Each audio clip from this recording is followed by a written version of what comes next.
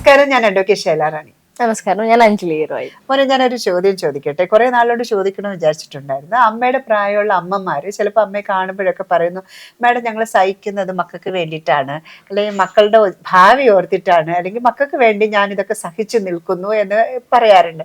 അപ്പം ഭാവിക്ക് മക്കളുടെ വശത്തുനിന്ന് ചിന്തിക്കുകയാണെങ്കിൽ പറയാനുള്ളത് എന്താണ്? ആദ്യം എനിക്ക് അവരോട് ചോദിക്കാനുള്ള, നിങ്ങൾ എന്ത് ഔട്ട്കം ആണ് കുട്ടികൾക്ക് കൊടുക്കാൻ ആഗ്രഹിക്കുന്നത്?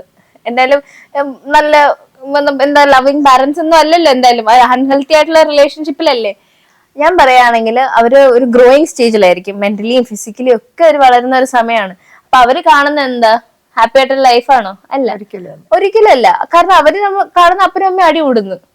അവർക്ക് എന്ത് ബെനിഫിറ്റ് ആണ് നിന്ന് കിട്ടുന്നത്? അവരുടെ കുഞ്ഞു മനസ്സ് മുറിവേക്കുന്ന അല്ലാണ്ട് എന്താ കിട്ടുന്ന? കുഞ്ഞിന് അവർ ട്രോമറ്റൈസ് ആവും, അവർക്ക് ബിഹേവിയറൽ ഇഷ്യൂസ് വരാൻ ചിലപ്പോ. ഒരു മെന്റലി വളരുന്ന പ്രായമാകുമ്പം കണ്ട് വളരുന്ന കാര്യങ്ങൾ ഇതായിരിക്കാം. വ്യക്തിപരമായിട്ട് ചോദിക്കട്ടെ, കാരണം മോൻ അനുഭവിച്ചിട്ടുണ്ട്, നമ്മൾ രണ്ടുപേരും അനുഭവിച്ചിട്ടുള്ള നമ്മുടെ ഒരു എൻവയോൺമെന്റ് ഉണ്ട്. അവിടെ അത് തുടർന്നിരുന്നെങ്കിൽ നന്നായിരിക്കുമായിരുന്നു, അതോ അമ്മ അതിൽ നിന്ന് സെപ്പറേറ്റ് ആയി മോനെ കൊണ്ട് സെപ്പറേറ്റ് ആയിട്ട് ജീവിച്ചതായിരുന്നോ നല്ലത്? എങ്ങനെയാണ്? ഇപ്പം വളരെ മെച്ചുവേർഡ് ആയിട്ടുള്ള ഒരു കുട്ടിയാണ്, അതുകൊണ്ടാണ് ഞാൻ ചോദിക്കുന്നത്. കുഞ്ഞു കുട്ടിയായിരിക്കുമ്പോൾ എനിക്ക് ചോദിക്കാൻ പറ്റത്തില്ല. ചിലപ്പോൾ നമ്മളെ കേൾക്കുന്നവർ, അല്ലെങ്കിൽ നമ്മൾ കാണുന്നവർ, അല്ലെങ്കിൽ ഇങ്ങനത്തെ ഒരു സിറ്റുവേഷനിൽ ഫേസ് ചെയ്യുന്ന ഒരു അമ്മമാരും മക്കളും ഉണ്ടാവും.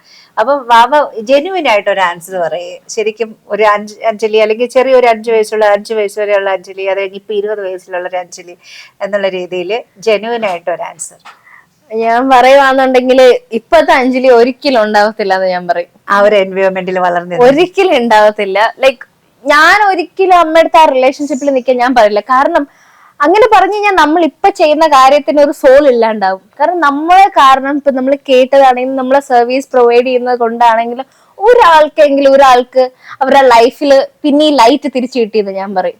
അപ്പൊ നമ്മൾ ഒരിക്കലും ആ റിലേഷൻഷിപ്പിൽ തിരിച്ചു വന്നില്ലായിരുന്നെങ്കിൽ. വ്യക്തിപരമായിട്ട് മാമയ്ക്ക് എന്താണ് അതിനെ കുറിച്ച് പറയാനുള്ളത് എന്ന് വെച്ച് കഴിഞ്ഞാൽ, ഒരു അഞ്ജലി, ഞാൻ നേരത്തെ പറഞ്ഞ പോലെ ഇപ്പൊ നമ്മൾ ശരി സോഷ്യൽ എൻവയോൺമെന്റ് ചെയ്യുന്നുണ്ട്, അതല്ലാതെ ഒരു വ്യക്തി എന്നുള്ള നിലയിൽ അങ്ങനെ സർവൈവ് ചെയ്ത് വന്നെങ്കിൽ ചിലപ്പോൾ എന്തൊക്കെ മാറ്റങ്ങൾ വരായിരുന്നു, അല്ലെങ്കിൽ എന്തൊക്കെയായിരുന്നു അനുഭവിച്ച്, എന്തായിരുന്നു മനസ്സിൽ വന്ന തോട്ട്സ്, അതൊക്കെ എനിക്കിപ്പൊ ആലോചിക്കുകയാണെങ്കിൽ ഞാൻ പറഞ്ഞല്ലോ നേരത്തെ, ഒരിക്കലും ഈ ഇരിക്കുന്ന അഞ്ജലി ഉണ്ടാവില്ല. ഞാൻ ഭയങ്കര റെബല്യസ് ആയേനെ, ഭയങ്കര എല്ലായിടത്തും ഭയങ്കര വയലന്റ് നേച്ചർ ആയിട്ട് നിന്നേനെ, ഭയങ്കര ട്രോമറ്റൈസ്ഡ് ആയിട്ടുണ്ടായേനെ, മെന്റലി ഒട്ടും സ്റ്റേബിൾ അല്ലാത്തൊരു കൊച്ചായേനെ ഞാൻ മിക്കവാറും. എപ്പോഴും എല്ലാരും പറയുന്നില്ലേ മക്കൾക്ക് വേണ്ടി, ശരി മക്കൾക്ക് വേണ്ടി. ആക്ച്വലി മക്കൾക്ക് എന്താ വേണ്ടേ? ശാന്തി, സമാധാനം, അതാണ് നിങ്ങൾ ആദ്യം കൊടുക്കേണ്ട. വേറെ ഒന്നും കൊടുക്കണ്ട. നിങ്ങൾ എന്നെ ലവിങ് പാരന്റ്സ് ആണോ നിങ്ങൾ കാണിക്കുന്നത്? ചിലപ്പോൾ ഡൊമസ്റ്റിക് വയലൻസ് ഒക്കെ ആയിരിക്കും, അടിയിടി കുത്തൊക്കെയാണോ ഈ പിള്ളേർ കുഞ്ഞില് കണ്ടു വളരേണ്ടത്? ഒരു കാര്യം മനസ്സിലാക്കുക, അവരാഗ്രഹിച്ചിട്ടല്ല നമ്മളുടെ ലൈഫിലേക്ക്, നമ്മൾ ആഗ്രഹിച്ചിട്ടാണ് അവരെ കൊണ്ടുവന്നത്. അപ്പൊ നല്ല രീതിയിൽ സൊസൈറ്റിക്ക് ഉതകുന്ന രീതിയിൽ, അല്ലെങ്കിൽ നമുക്ക് ഒരു എന്താ പറയാ, നമ്മൾ നല്ല പാരന്റ് ആയിട്ട് ഇരിക്കണമെങ്കിൽ തമ്മിൽ അടിച്ചിട്ട് ഉണ്ടാവണമെന്നില്ല. അല്ലാതെ നല്ല രീതിയിൽ അവരെ കോ പാരന്റിങ് ചെയ്യാം, നല്ല രീതിയിൽ അവരെ വളർത്തിക്കൊണ്ടുവരാം. സൊസൈറ്റിയുടെ അസറ്റ് ആണ് കുട്ടികൾ എന്ന് പറയുന്നത്.